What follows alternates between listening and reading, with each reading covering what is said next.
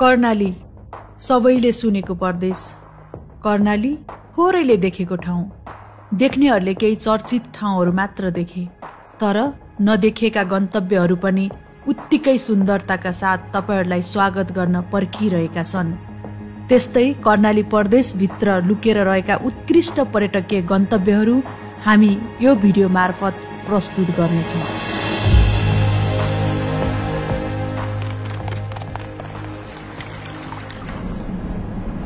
Upper Dolpa यो एक आश्चर्यजनक, दुर्गम र रहस्यमय क्षेत्र हो। यहाँको अधिकांश भूभाग हिमाल र पहाडले ओगटेको छ, त्यसैले साहसिक यात्रा गर्नेहरूका लागि माथिल्लो डोल्पा उपयुक्त छ। Upper Dolpa offbeat trekking trail गाह्रो भए तापनि यात्राको क्रममा देखिने दृश्यहरूले तपाईलाई मन्त्रमुग्ध बनाउँछ। प्राकृतिक सुन्दरताले भरिपूर्ण भए पनि भौतिक रूपमा भने अप्पर डोल्पाको विकास हुन सकेको छैन। यसकारण यस भेगका मानिसहरूले जीवनयापन सहज बनाउन वैकल्पिक यातायातको रूपमा खच्चर, घोडा, चौरी आदिको प्रयोग गर्ने गरेका छन्।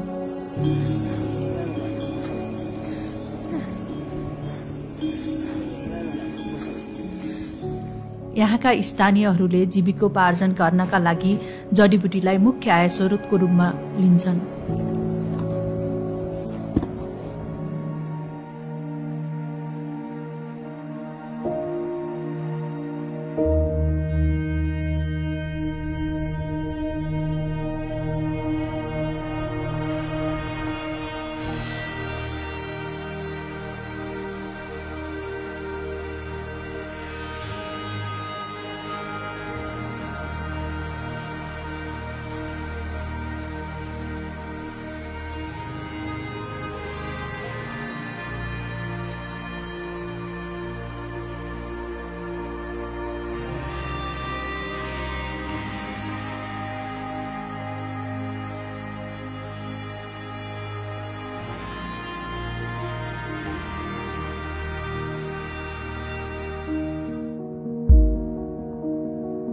डोल्पामै अवस्थित सेफोक्सुन्डो ताल नेपालको सबैभन्दा महत्त्वपूर्ण र सबैभन्दा सुन्दर ताल हो। यहाँ पुग्ने जो कोही मानिसहरूलाई यो ताल यति सुन्दर लाग्छ कि बयान गर्नका लागि शब्द नै नभएको हो कि जस्तो भान हुन्छ। सेफोक्सुन्डो ताल नेपालको सबैभन्दा ठूलो राष्ट्रिय निकुञ्ज सेफोक्सुन्डो राष्ट्रिय निकुञ्जभित्र पर्दछ।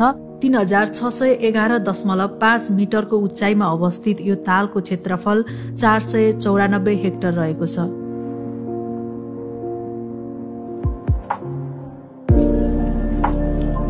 स्यार्पु ताल रुकुम पश्चिम जिल्लाको बाफीकोट गाउँपालिकामा 1372 मिटरको उचाइमा अवस्थित छ। तालको क्षेत्रफल लगभग 2.6 किलोमिटर रहेको छ। स्यार्पु तालमा पुग्ने आन्तरिक र बाह्य पर्यटकहरू यहाँको माछाको स्वाद नलिकन प्राय फर्किँदैनन्।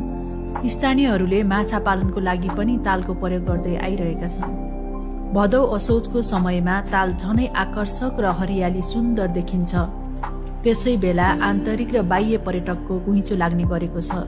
रोडको सुविधा भएको कारण स्यार्पु ताल पुग्न सहज भएकाले यहाँ अहिले पर्यटकहरूको चाप बढ्दो छ।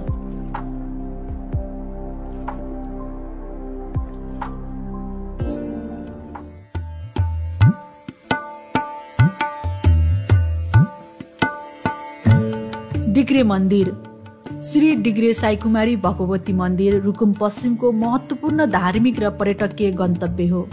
यहाँ पुगेपछि आफ्नो मनोकामना पूरा हुने जनविश्वास रहिआएको छ। हरेक वर्ष हरिबोधनी एकादशीदेखि कार्तिक शुक्ल पूर्णिमासम्म विशेष पूजाआजा गरी यो मेला मनाइन्छ। देशभरिबाट आउने हजारौं दर्शनार्थीहरूलाई स्थानीय साँकवासीले परम्परागत रूपमा देखाउँदै आएको सगाल नाच अथवा लट्ठी नाच, मयूर नाच, पैसेरी नाचले मनोरञ्जन दिने गरेका छन्।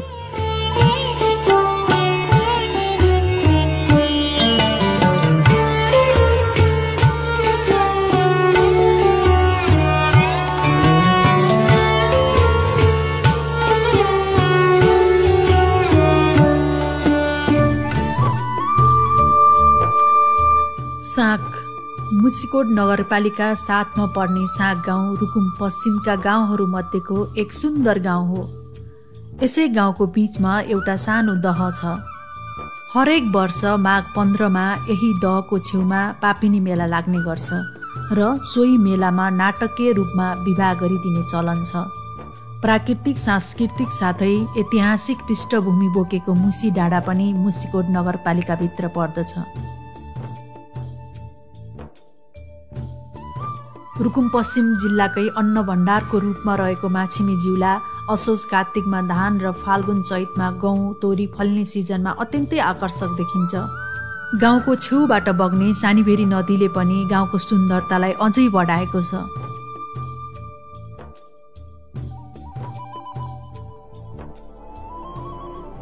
अर्मा लेक। अहिलेसम्म स्थानीयहरूले यसको महत्त्व आकलन गर्न नसकेर लुकेर रहेको एउटा उत्कृष्ट गन्तव्य हो अर्मा लेक।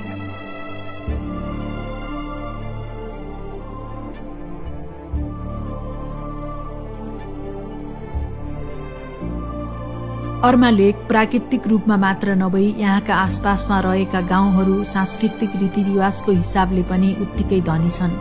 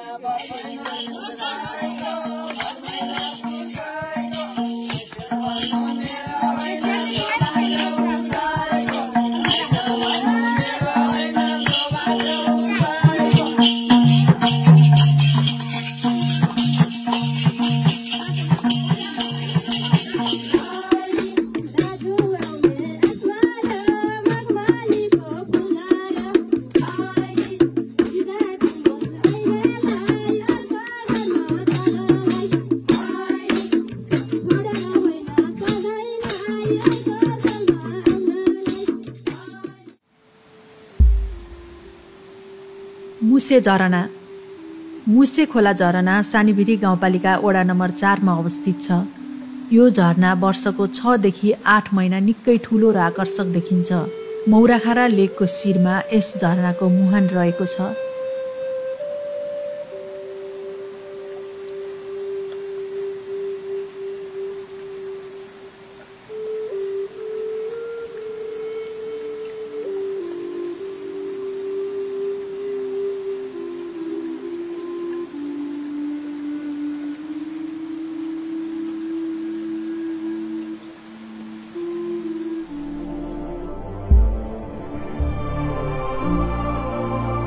मौराखारा लेक पर्यटकीय क्षेत्रको हिसाबले सानीभेरी गाउँपालिकाको एउटा बलियो सम्भावना बोकेको क्षेत्र हो।